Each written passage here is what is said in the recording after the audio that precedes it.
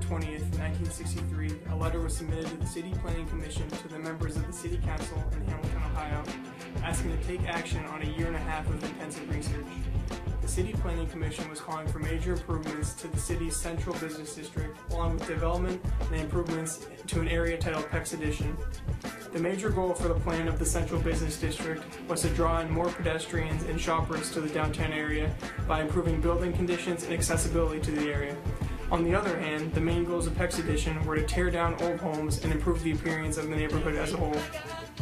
The development plans of the Central Business District and Peck's Addition are strongly connected to each other for more reasons than just because they occurred in the same year. In 1968, Miami University opened a regional campus in Hamilton located in the area of Peck's Addition. The Central Business District and Peck's Addition are comparable not because of a connection to the Hamilton campus, but because of Miami Hamilton's noticeable isolation from the neighborhood it is located in and to the downtown area. The 1963 Hamilton Renewal plans described Peck's Addition as follows. The area is characterized by topographic separation from surrounding residential and industrial areas. City planners concluded that Peck's Addition contained a high number of dilapidated structures of poor original construction. The area has long been recognized as a major blighting influence upon surrounding neighborhoods. There is much vacant land existing in the area, which is mainly without utilities or city water supply. The cost of providing health, safety, and welfare services is a considerable drain to the city. The designated improvement action is clearance. Although the plan called for clearance of the area, the contractors mentioned that the neighborhood had an attractive potential for new uses. Already located in the area was the main office of Champion Paper Incorporated. The renewal plans included a future school site that would be provided in the southern section, approximately 55 acres to be made available for office, educational, and research use, and 12 acres for the Knightsbridge Drive improvement, which included adding an underpass and connection between Knightsbridge Drive, Central Avenue, and Grand Boulevard. In 1963, city planners in Hamilton, Ohio created and submitted a development plan for the downtown Central Business District. This plan was drawn up and created because planners wanted to attract more people to the downtown area. Before the plan was created, many studies and surveys were conducted by the City Planning Commission and other city departments. These departments worked to collect data such as land use, floor areas, structural conditions, and parking facilities. At the time, it was predicted by city planners that between the years of 1963 and 1972, the population of trade area would increase by 62,000 people. To go along and help with this predicted increase, city planners wanted to update and improve downtown Hamilton. The Central Business District was described as a location that was used as the shopping, baking, professional, religious, and governmental nucleus for citizens from Hamilton and other surrounding communities. It is clear that the goal of the city planners was to expand on Hamilton's Central Business District and make it the main location that tourists and citizens of Hamilton went for not only their everyday needs, but to shop and spend leisurely time there as well. The location of the Central Business District is defined as a 30-block area divided into two sections. The dividers of these two sections are the Baltimore and Ohio Railroad tracks. The boundary to the west side of the area is the Great Miami River, and the boundaries to the east are the Baltimore, Ohio, and Pennsylvania Railroad tracks. These boundaries had a major effect on the planning and developing of the Central Business District for two reasons. The first reason is the limited amount of growth to the east and west of the area. The second reason is because they had an effect on the amount of access roads that could be built to enter the district. The Hamilton Central Business District Plan of 1963 had some specific objectives. The first major objective of the plan was to increase private investment in the area.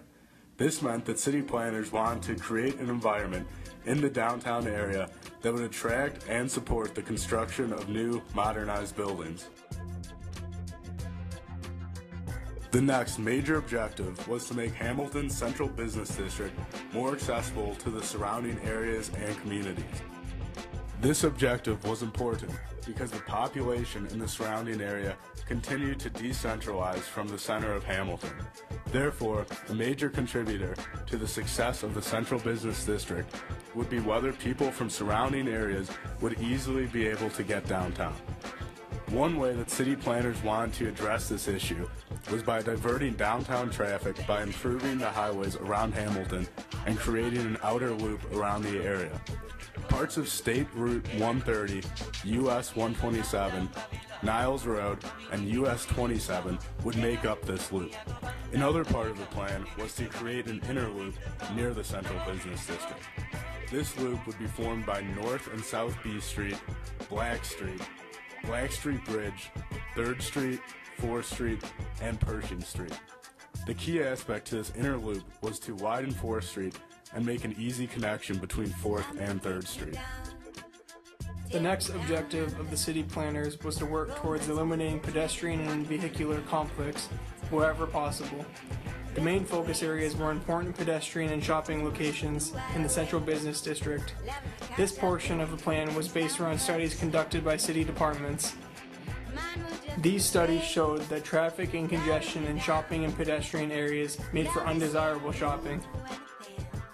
A result of this was that many shoppers would avoid this congestion by traveling extra distances to suburban shopping centers located on uncrowded highways.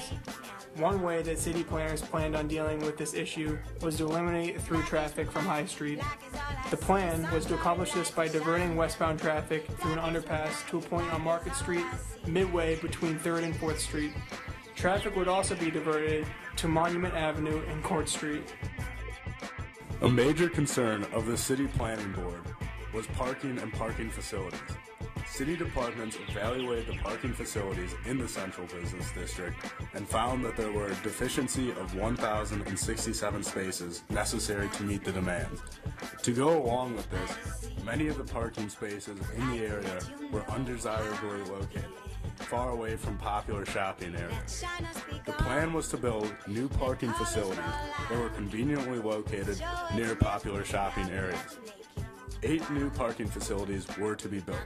The locations for these facilities were well thought out and placed near areas that would attract the most people. For example, one of these new parking lots was to be built in the north side of High Street and 4th Street for the purpose of high street retail. Land development was another aspect of the city plan.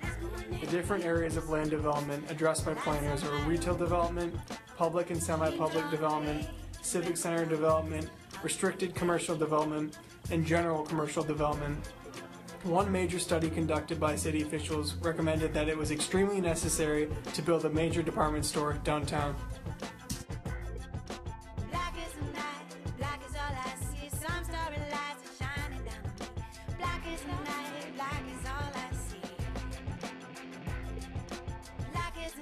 One suggestion was that the new courthouse be built that was equal in structure to the current Butler County Courthouse. High Street Boulevard is another section that contained proposed improvements of amenities in downtown Hamilton. City planners suggested that High Street be closed to through traffic in order to enhance pedestrian circulation. This would permit sidewalk widths of 40 feet on both sides of High Street. The closing of traffic through High Street would allow for street trees, seasonal flower beds, sit-in areas, tot lots, fountains, special lights, textured paving, outdoor displays, and outdoor eating areas. These additions would make High Street an environment that was very practical and enjoyable for pedestrians and shoppers year-round.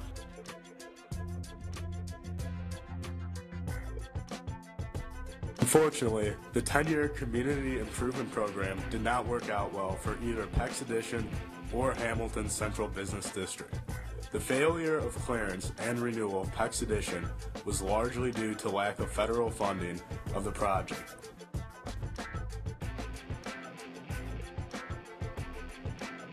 The decentralization of Hamilton's citizens and the failure to provide adequate parking facilities in the Central Business District were reasons that department stores and other downtown shopping and business areas did not succeed.